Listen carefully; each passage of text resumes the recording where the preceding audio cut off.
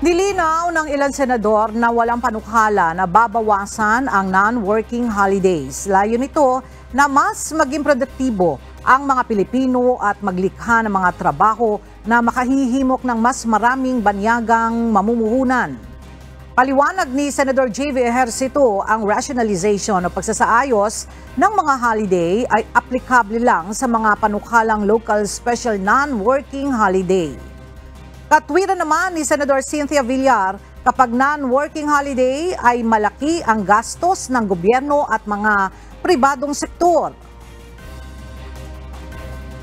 Huwag lang masyadong maraming non-working holiday. Kasi pag non-working holiday, affected na lahat. Affected yung trabaho ng gobyerno, affected din yung mga private enterprises.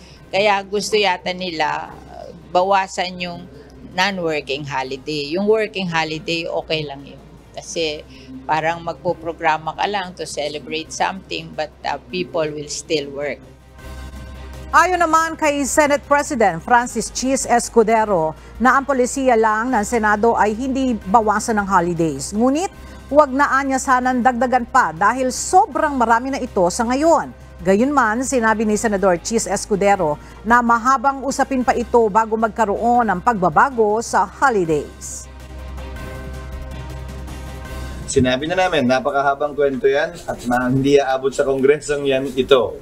Pero sa ngayon, mahigit 23 hanggang 25 ang local at national holidays natin. Huwag na nating dagdagan.